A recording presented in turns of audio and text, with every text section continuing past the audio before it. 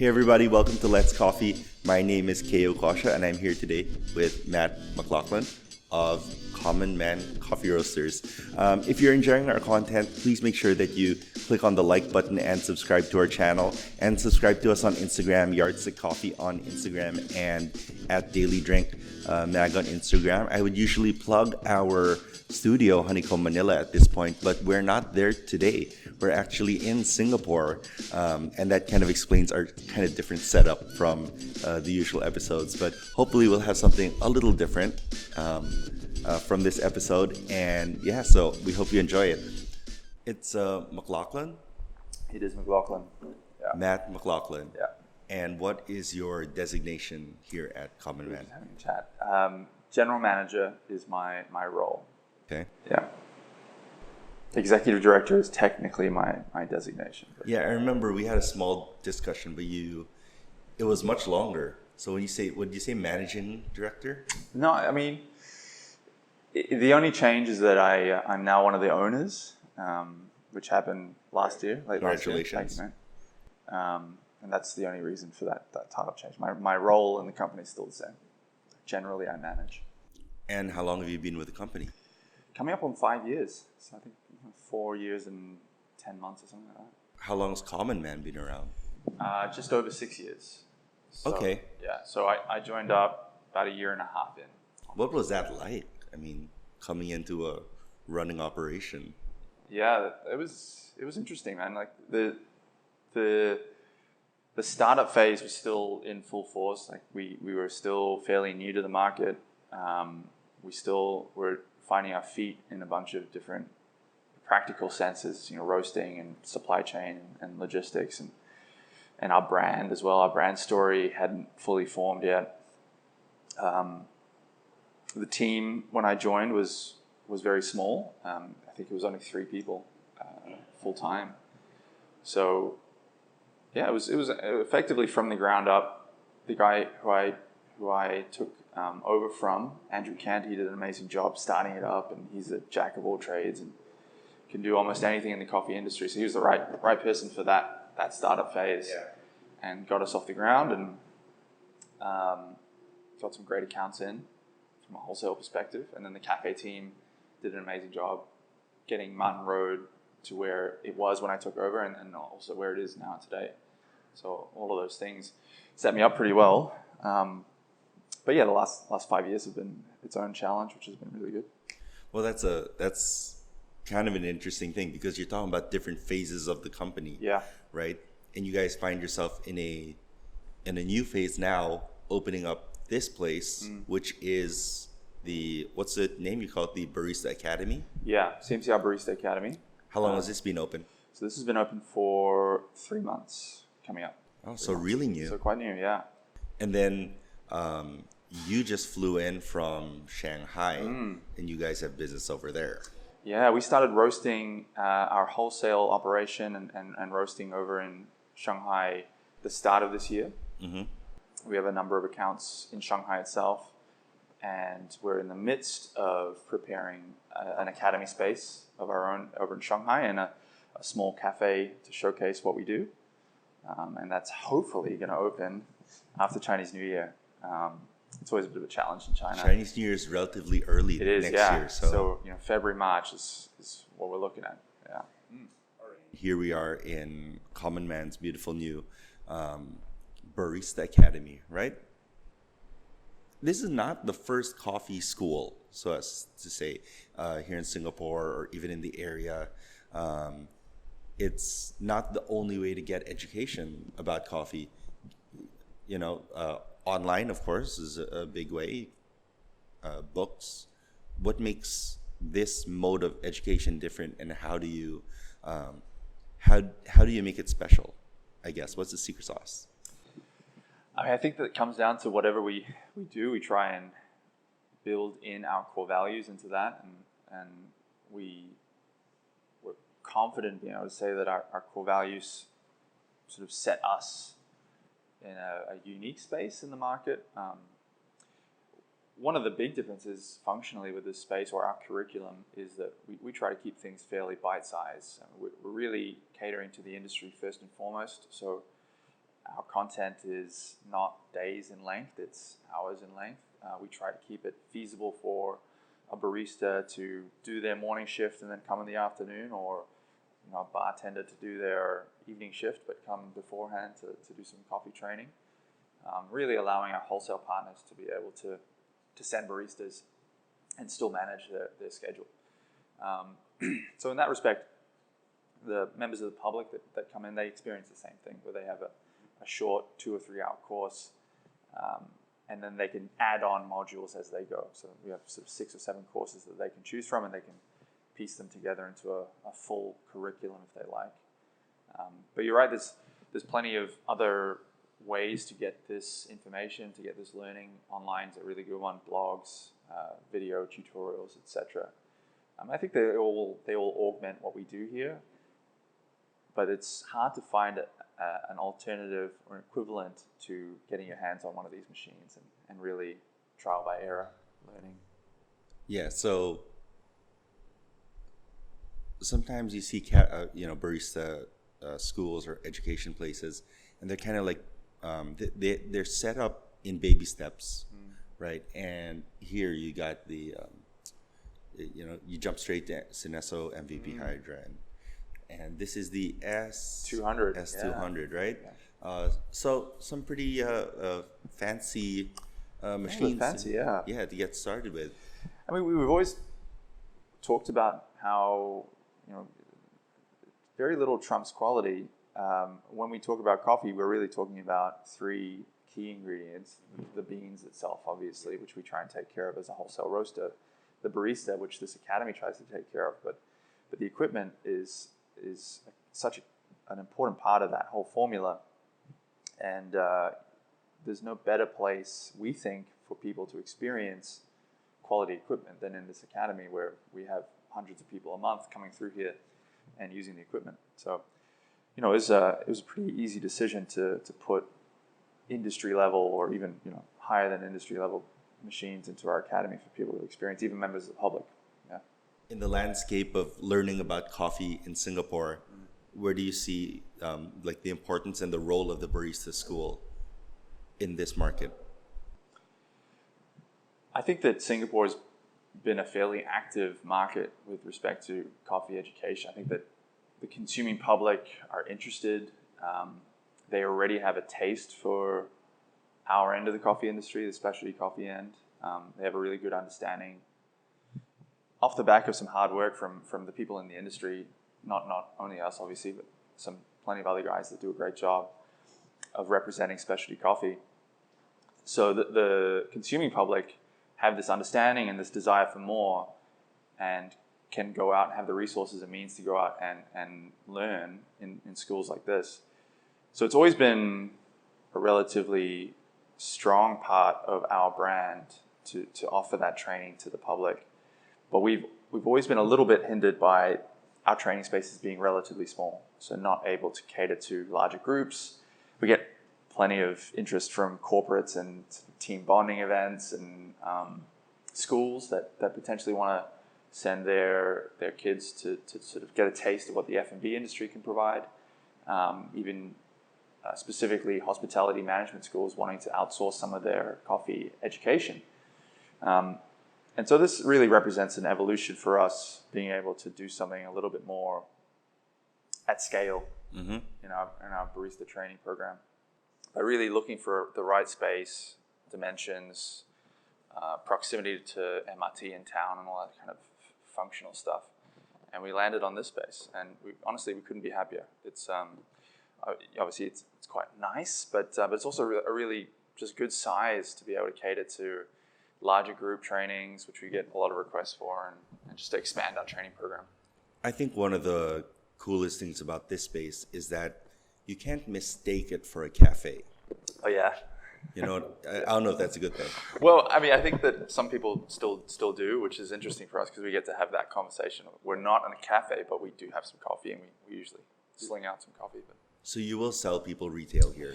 We're selling retail beans, okay. But we're not licensed to sell coffee Cups retail. Of coffee. Yeah, okay. We do a neighborhood coffee day once a month, every second Wednesday. So all of the aunties and uncles from around here can come over and and grab a coffee by donation. Okay. But we're not able to sell it. When you say by donation, they're basically tipping. Yeah, so they'll throw a few dollars at that month's common cause. Every month we have a nice. We have a charity that we fundraise for. Chosen by one of our staffers. They choose a coffee to pair with it. So every bag of coffee sold for that specific origin, $2 goes to that charity. And then during the month, that free coffee day also contributes to that effort. Nice.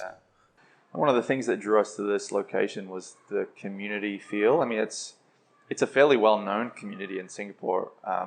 This block, Chin Swee Road, obviously Chinatown in general, and it's a little bit more localized than our other locations for Common Man. You know, Robertson Quay, our original, is certainly a sort of expat residential area. Stanley Street is quite white-collar CBD. And so we kind of took the opportunity to choose a location that was a little bit more local and had a little bit more culture and community about it. It's very unmistakably here. Yeah, exactly. You can't really be anywhere else in Singapore, I think. It's very HDB as well. Yeah. Which those of us who know Singapore well, you know, HDB is the sort of public housing part of the culture here, and this is not an original HDB, but it's quite an old HDB, and in that, you know, there's a certain charm. Yeah, I actually grew up here. Is that right? Yeah, so between 1990 and around 94, Okay. I grew up here, which was, 4 or 5 years. It's not that long, but it was that period of time when I learned to ride a bike. I learned to swear and all this stuff. So quite formative part of my life. So I have a lot of thoughts about these things and kind of the way Singapore has developed and is developing. So it's always beautiful for me to come back into spaces like this and remember kind of the old things that made it great. Yeah. Right? And then also for us to have a nexus for our team to get together and for the industry or for our wholesale peers to also get together. That's always been something that we've kind of added on to what the cafe does for us. But the cafe is its own business and has its own realities. And so having a space that is independent from that really allows us flexibility to be able to put on events when we want to, and get together when we want to, have movie night when we want to, that kind of thing. What kind of movies are you guys? Oh, we haven't had our first one. I think I'm going to try and instigate a showing of probably a comedy. Okay, so not coffee movies, just like... We might do a coffee movie for sure. I specifically bought an over-spec'd projector so that we could do movies. And there'll probably be some coffee movies coming out. But I'm just looking forward to like a team movie night. Is over-speccing kind of a habit for you? Tricky question. That's a tough one. I hope not. Okay. It's it's always nice to have something that is well put together and it's going to last and it's going to do the job and maybe then some, maybe evolve with you. But I hope people think that we operate within our means. Our cafes are beautiful, so I think there's a lot of cases where people might look at us and think that we overspec things. Particularly if you look at Common Man Stand, it's an amazing space and maybe some argument to being overspec. All right. Well, how many group heads are you guys there? Just here. So we have two group machines here. No, in Stan. At Stanley. Stanley we have a 3-group MVP Hydra. That's not too bad. Yeah, see, I don't think Martin has the 4-group and CMCR KL has the 4-group. Not too bad. We see KL? CMCR KL. So our cafe. You have own KL. Yeah. So we have 3 cafes under Common Man's flag. Yeah. So Martin Road here in Singapore is the first. Common Man Coffee Roasters Kuala Lumpur came after that. So that's in Petaling Jaya, which is a suburb of KL City, in TTDI or Taman Tun, as the locals say. And that opened in 2016. And you oversee all of them. You have to go to all of these. No, I oversee the academy portion of those facilities. That's part of the wholesale remit. but there is another team that manages the cafes itself. A local partner. There's a local partner up in Kuala Lumpur, yeah, and then there's a general management team based in Singapore that does the 3 cafes. So, when you think about cafe operations, it seems that Common Man is quite developed in terms of roles. Yeah, we have people that specialize in their chosen field. Yeah. Is all roasting done in Singapore? I would have said yes about 6 months ago, but we just started our roastery up in China. So now we are roasting for the China market. We're roasting in China. Is there a specific reason why? There's a couple of reasons. I mean, qualitatively, having the freshest coffee you can get, it just makes sense. And logistically, getting roasted coffee up to our customers in China within a reasonable time frame for them to use at its best, navigating customs, it was always going to be a challenge. Yeah. Is navigating customs an issue for other wholesale locations in Southeast Asia? Yeah, it's a challenge. It can be an issue sometimes. We're lucky enough to have a land border with Malaysia, so that streamlines quite a bit. Our customers in the Philippines do have occasional issues, which can be challenging to overcome. Sometimes there's a bit of opacity. Things are not quite easy to understand, but we try and get through it. It's just the nature of doing business in this part of the world. So that's a good question. Like, if people want to taste CMCR coffees in the Philippines, where would they go? So at the moment, you can head down to Cebu, Cafe Fujinoya, and an upcoming cafe, which I'm not sure if I'm able to name yet because it hasn't quite opened yet. But in Cebu, we'll have a few cafes. 2 cafes at least. Yeah. We'd love to have more, but as we just talked about, the customs challenge can be a little bit hard to overcome. Yeah. All right, so you mentioned the core values of Common Man playing a role in what you're teaching here and kind of a differentiating factor. What are those core values for Common Man, and how many are there? We have 5. Okay. 5 core values. Manageable. Yeah, I think so. They're key to anything we do. Any decision we make should reflect those. Or, sometimes if we're struggling to make a decision, we can fall back on those core values and have them guide us. But the 5 core values are positive, approachable, excellent, respectful, and supportive.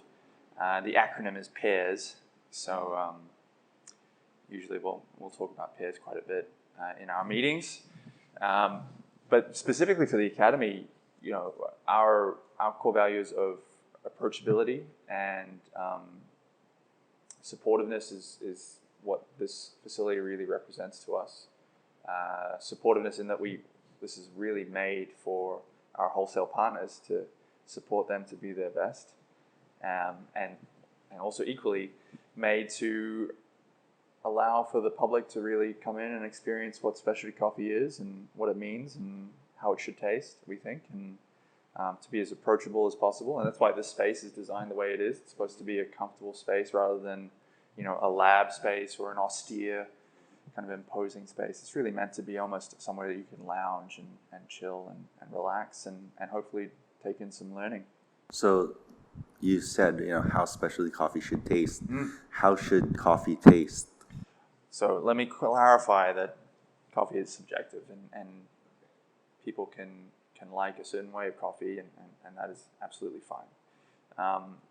From our perspective, the way that we roast, the way that we brew coffee is to try and get the best out of the specific origin, the way we think the origin should taste, or the specific landscape or climate that it comes from, or the processing method. All of these play a factor in how we view its best example, its ideal recipe, for instance. And we roast to that. We roast to highlight the best out of the origin and to try not to affect it too much from our input. That usually means that we try to hit a clean cup. We try to hit a sweet cup, relatively high acidity for a lot of people. But, that's for us. That's part of what coffee is. It's hard to find like a citrus fruit that doesn't have acidity, and in the same way, coffee has a natural level, and in that you can find some delicious flavors. So as you interact with like different cafe owners, and you even said there's like corporate clients who like it's like an HR activity, I guess. They want to send their staff over and come and experience like the specialty coffee experience. Yeah. What do you see as like the unique kind of market gap that you guys are filling in terms of like what these people when they walk away feeling fulfilled? What was the thing that really connected with them? Well, I think that there's a couple of different occasions that we currently fill for those larger corporate groups. The vast majority are team bonding. So obviously their HR or their office manager has thought of an activity that they want to bring everybody in on and collaborate and have some fun and let off some steam.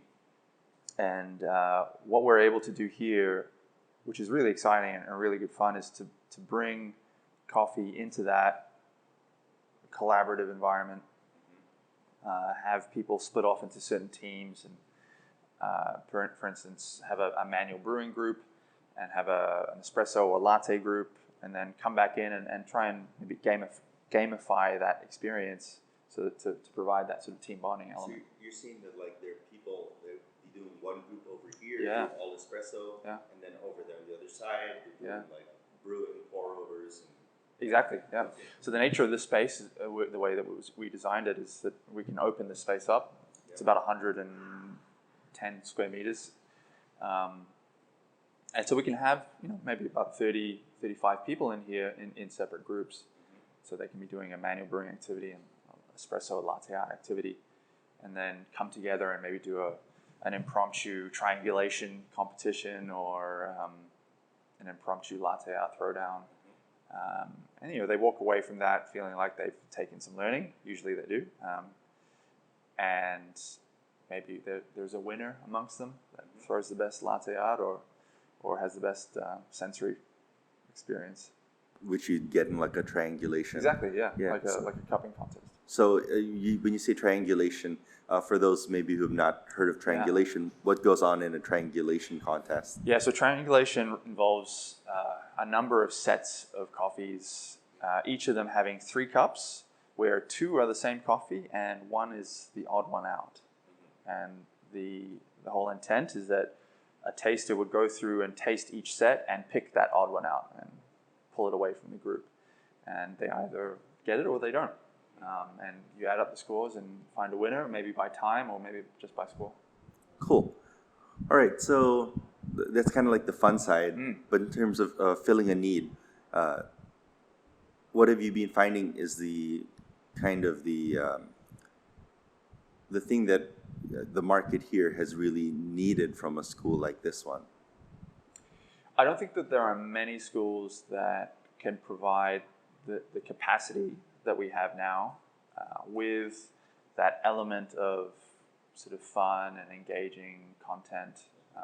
I think there certainly are some others that would come to mind, but that's really something that we saw as a need highlighted over the last couple of years by particularly this time of year. We're mid-December leading up to the end of the year, where a lot of offices and a lot of corporate events inquiries come to us, where in the past with our smaller academies we couldn't fulfill. So we sort of identified that there was obviously a desire to be able to do something coffee related with the team, and so that was something we wanted to do. But we wanted to do it, as I said, in a way that reflected our core values, so that approachable nature, where a lot of our training academies in the coffee industry can be a little austere, can be a little lab-like, a little serious, which is all good. You should be serious. It's an industry that's now maturing, and we should be serious about it. But with our take on particularly the public side of our academy operation, we want to make sure it's engaging and comfortable to be in. And so that was that was a sort of a part of the market that we thought was underserved, that really approachable, fun-natured coffee education. And it's one of your core values. Exactly. Yeah. Yeah. All right. So you said that, what was that? That was New Zealand, Australia, and like you mentioned, 2-3 different cities in Australia, Yeah. right? So, And of course, there's like now KL and Singapore and now in China.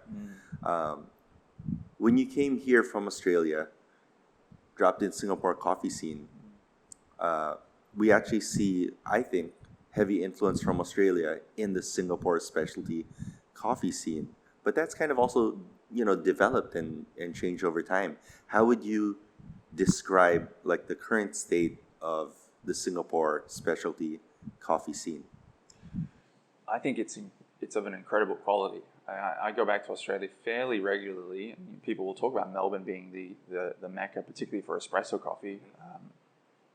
And it is. You struggle to find a bad tasting cup of coffee in Melbourne, but I would suggest that you struggle to find a bad tasting cup in Singapore.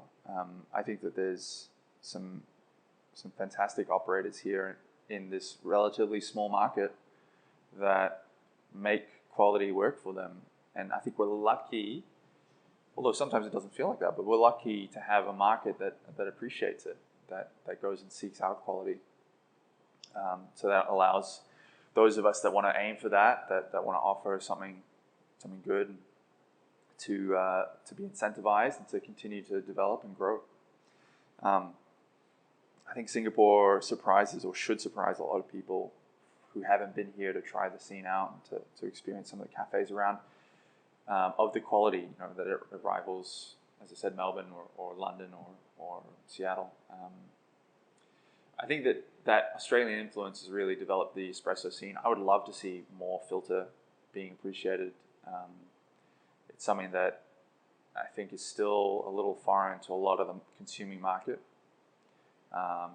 But as those of us in the industry tend to appreciate, particularly 2 or 3 p.m. in the afternoon, there's nothing like a good batch brew. Yeah, absolutely. Let's talk about batch brew. Yeah, sure. Like, what are your thoughts on that? Because it seems to be like it's cheaper. Like, and people, I don't know, do people order it? Is that your experience?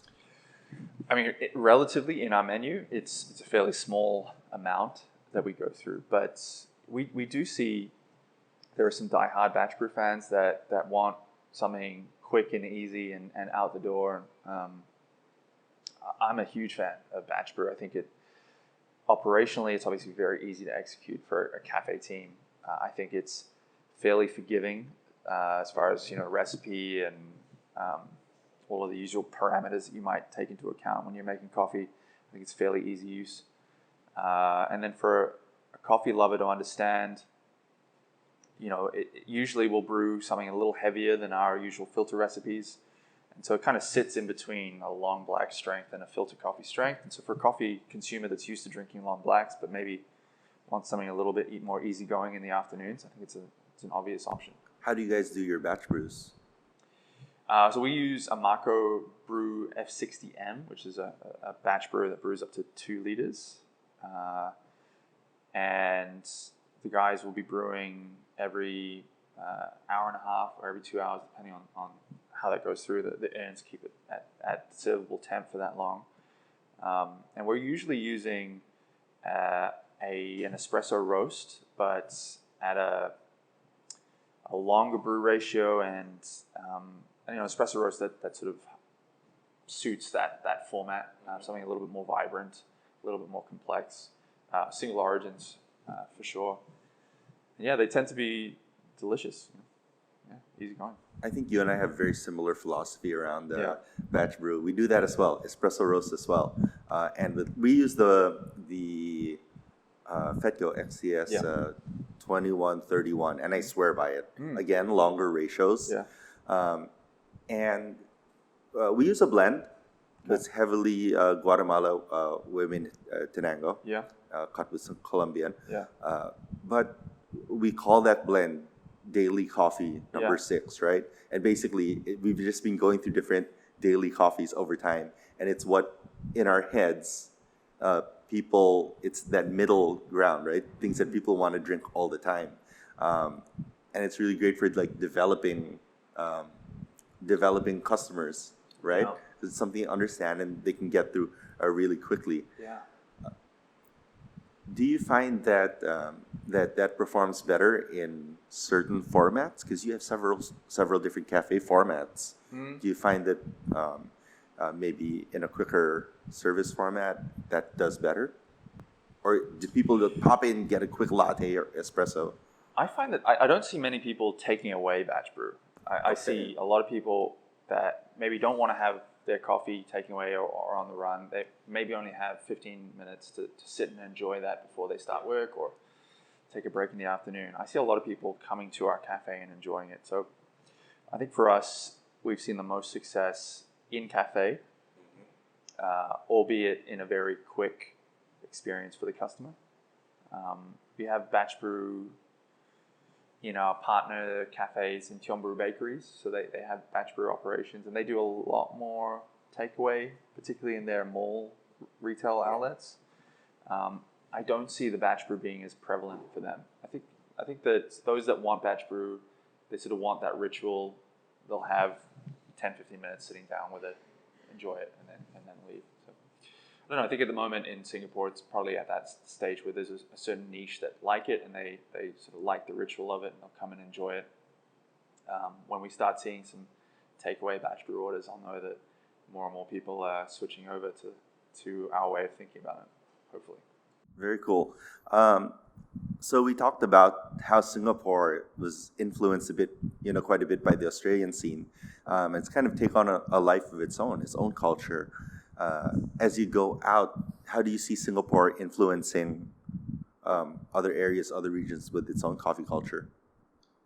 I mean, certainly in Southeast Asia, I think it is the bellwether, the beacon for specialty coffee. Obviously you can talk a lot about the great coffee culture developing in Jakarta, especially coffee culture in Jakarta or in Bangkok. But I think, if you look at Malaysia or you look at even the Philippines, or you look at, we have a great partner in Brunei, for instance. These guys are all looking to Singapore. They come often, check out the scene, see what is developing here, and know that maybe in 6, 12, 18 months, it'll be landing in a meaningful way in their market. So I certainly see Singapore influencing this part of Asia. It's been interesting traveling a little bit more into Hong Kong or into China, to Shanghai, and noticing the influence of maybe more of an American culture towards coffee or a European culture towards coffee over there, as opposed to the Australian influence here in Singapore. And that manifests in a couple of different ways. To my palate, being a Kiwi and living a long time in Australia, certainly I think that Singapore has it over a lot of those other cities, and justifiably is the sort of leader in Southeast Asia. So you spend a lot of time in Shanghai now. How much time? At the moment, I'm sort of 50-50. Wow. Shanghai, Singapore, yeah. How often are you going back and forth? So once a month. Over the last couple of months, I've been in Shanghai for 2 weeks at a time, roughly. It's an involved process to try and start a business over in China. And we're not just starting one; we're starting 2.5. Wholesale roastery and operation and cafe, and then also the academy. So which one is the half? I mean, the academy is really primarily a service to our wholesale accounts. Yeah. It will be a public offering as well. There'll be opportunity for the public to join our academy, but I would treat that as a bit of a half business. Yeah. So you're basically setting up the Barista Academy there as a way of growing that market as a whole, right? Yeah. So that you can do wholesale. Exactly. Yeah. We are committed to selling our beans and offering the support required to make great coffee from them. And that the academy plays a huge part in that. So the way that we grow our wholesale business is through outposts and academies that are able to provide that assistance. So that's a big part of whatever step we make. There is a cafe and an academy associated with that. Cafe allows people to experience the way we think about coffee, the way we think about cafes in general, the service or the industry in general. And then the academy that usually sits alongside those facilities provides that wholesale training to our partners and then eventually to the public. Setting up things in China Yeah. and setting up barista academies, especially in China with, the way that you guys are building out all at the same time, it's there to kind of fuel a growth of cafes. You can really see the positioning, right? Of, okay, that market is about to boom, right? How do we develop that into like maybe a new Singapore, a new Jakarta, KL, and be there at the forefront. So in that, I'm guessing you're speaking to a lot of new cafe owners, and over the last several years, developing wholesale accounts, you've spoken to a lot of new cafe owners as well. What's kind of like your general, not general go-to advice, but more like the thing that you feel has really connected to help cafe owners? What has that been? I think it's about focus for me. I think that usually people will enter into a business for some catalyst. They have a passion, they have a desire, they see a need. And then I think from there, it's easy and oftentimes unavoidable where we as humans sort of see one thing and then we kind of see the broader picture and we try and shoot for a lot of other things that maybe weren't part of that initial catalyst, that weren't part of that acorn of an idea. So as a concept, I like talking about concepts in food and beverage because for me a concept is something that is both simple and complex and encapsulates everything and also can encapsulate nothing. It's a little ethereal, but what we want to talk about is the story that someone's trying to tell with their concept, the reason for being, that the part of the conversation with the rest of the industry that they occupy. And for me, not getting distracted from that is key. Choosing something that is meaningful to you, important to you, that is achievable for you in your skill set, in your resource, and then achieving it every day to the best of your ability and hopefully developing that. Achievability seems to be like the big one, right? Yeah. Like you see cafes, for me, in my experience, we do travel quite a bit for daily drink. But you see cafes like trying to outright teach people, you know what I mean? Yeah. And like not offering too much choice. Yeah. Do you have an opinion on that? Yeah, I'm not a huge fan of the evangelical side of specialty coffee. I think that, I'm all for showing people the way you think something should be, but I don't think it's feasible to demand that customers take anything in a certain way, because at the end of the day, we're in business to make people feel good and make people happy, and it's not often that you are happy when you're being sort of demanded or controlled to go in a certain direction. I think that hospitality, which is the industry that we're in a very specific kind of niche part of hospitality. But for me, having my background, this is a hospitality industry, and hospitality is about making people feel good, and that's at the core of what we try and do. And I think at the core of the success that we see is the businesses that keep that in mind. Produce a quality product the way that they think that it should be represented, but understand that everyone has their subjectivities and that the name of the game is to make people feel better than they did when they walked in. Awesome. That's pretty. Yeah, I don't think I've heard that stated so succinctly. No. Yeah, that's usually pretty good. I'm talking all over the place, so appreciate that. How do you guys go about selecting what coffees Common Man is going to roast and going to serve? Because you're roasting for yourself, you're roasting for client, and then like you also have to maintain a certain brand of variety as a roaster. Yeah. What's the process there? So that part of our company is heavily influenced by our partners in Australia. So Five Senses Coffee, who have been around for decades in Australia and really well-established specialty coffee roaster. They do a lot of our sourcing through their green bean buying team. So a lot of our sourcing, 80-90%, is direct to farm, and so they do a lot of that traveling and legwork and provide us with the catalog of green that we can then choose from. And then in the choosing of that for Common Man, we have an experienced, passionate, skilled team of roasters up here in Senoko, Senoko being in Woodlands in Singapore. And they take that catalog and localize it and ensure that our list is curated, that we're offering a breadth that suits the market and offering some higher end stuff that really keeps our baristas internally interested and our roasting team, wholesale team interested. So that's sort of a team effort between Five Senses and our guys here in Singapore. That's super interesting. So you're buying the last bit about the baristas and the team. So you guys are buying green just to keep the mix interesting. That's a dangerous statement to make. I mean, I think that for sure it's something that's on our minds. We are passionate about the industry. We're passionate about the product.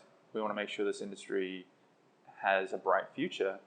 And, those of us that run business in Singapore understand that finding quality people, keeping quality people can be a challenge. And in this industry, being a seasonal product, we have the opportunity to be able to alter things and keep things fresh and lively. And so it's certainly part of our thought process. I wouldn't go as far as saying we make decisions specifically for our baristas in our cafes, but certainly they're on our minds. Well, that's great to hear. In our market in Manila, maybe in a place like Hong Kong or maybe even here, you could probably drop a staple geisha on the menu, right? Something that's really pricey, Palma or something. But it's not realistic that that's going to get ordered, right? So it's a little bit of a loss leader, kind of. And what I find is that, at least in the places that I've been, we end up giving a lot of it away. And it's really about development and getting people to understand, kind of how big the spectrum is for flavor on the menu. I think I've seen that a few times where we'll get a nice coffee, and it's really just for the staff, right? It's just for the staff and development and understanding that, okay, you need to know what this tastes like and kind of how far this can go. I guess especially for a roasting team, right? Yeah. I mean, I think that's a fairly common experience in the industry of getting that delicious geisha and hoping for the best, hoping you can move the 35 or the 70 kgs or, God forbid, the 120 kgs of high-end coffee. But the reality is that the market, particularly here in Singapore, but I would say it's an experience that everyone kind of has, where you hope for the best, but largely it becomes that delicious staff brew every morning, which is not bad. I mean, what we've tried to do over the last couple of seasons is to bring in coffees that we feel punch above their weight, maybe don't have that brand name of, maybe that varietal name of Geisha or one of the big farms in Panama or Colombia, but certainly offer something that is interesting and delicious, and maybe a little bit more feasible for the consumer to get amongst in our cafes or for our wholesale partners to consider buying as a part of their filter brew operation. So we've tried to strike that balance, but it still sometimes just becomes a delicious staff experience. Yeah, I love I'm wrapping up. I just want to say for the viewers at home, the big smile on Andre's face with the mention of 125 bag of geisha. Yeah. It is staff attention. That gets people excited. I only really have one more question left. Okay. If you were going to have a cup of coffee with anyone in the world, anytime, future, maybe even the past, who would that be? Why? And maybe what coffee would it be? Oh, interesting. So I would love to have coffee with a guy named Danny Myers. Those of the viewers may know him, maybe don't, but he is the man behind the Union Square Hospitality Group. He wrote a book called Setting the Table, which I urge everybody to go out and read or listen to, as I did, on kind of audiobook system. anyway, he's a guy that I think just more succinctly than I did earlier in this interview encapsulates what I think hospitality should be like, and has gone out and executed it. I think especially what interests me is how he's managed to put together concepts of a quality, and obviously people want to go and experience them, and do that in multiple countries through multiple partners, but keep consistency, keep the culture intact. I think it's incredible what they've managed to achieve in the last couple of years, particularly, but even broader than that in America, being able to do what they've done. So I'd love to have a coffee with him. I'm not sure what it would be. I think Batch brew.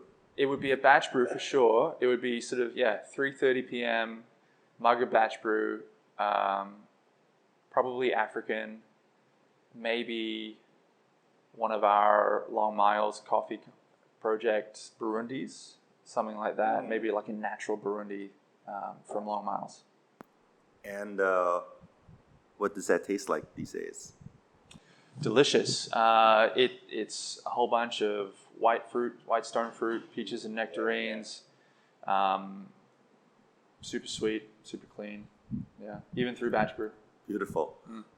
All right, so thank you again, Matt, for joining us. That was a really good answer. I think a lot of people are going to be buying that book. They should. Yeah. Thanks for having us, for hosting us. This is a very beautiful space. Thank you to Common Man. Again, if you guys are enjoying what we're doing here and what we're trying to accomplish here at Let's Coffee, please do like this page, subscribe to our YouTube channel, and subscribe to Yardstick and at Yardstick Coffee and at Daily Drink Mag on Instagram. We do appreciate the support and all the views that you guys have been giving us, and make sure that you follow Common Man and yourself. Myself? Don't follow myself. Definitely not yourself. But definitely follow Common Man at Common Man Coffee on Instagram and Facebook, and just check out our website. And if people want to come here to this place, how do they go about doing that? So they can definitely look on our website, or even through Instagram through the link. You can find this place and book online if you want to come in for a class. The schedules are all there, so you can choose your preferred time slot. I remember at last FHA, you guys were doing all that stuff over on Lavender. Yeah. Are you guys planning anything like that over here for next FHA? So a lot of Filipinos come into town for that. I know. And we had a lot of Filipinos come and check us out, which was really awesome. Next FHA, we are working on a little something, but I can't reveal it yet. Here or somewhere else? Can't reveal that yet. Ooh, okay. Well, again, it's been a pleasure. My pleasure. Chatting you. Thanks, Kyle. All right, thank you. Hey, let's coffee? Let's do it. Let's go.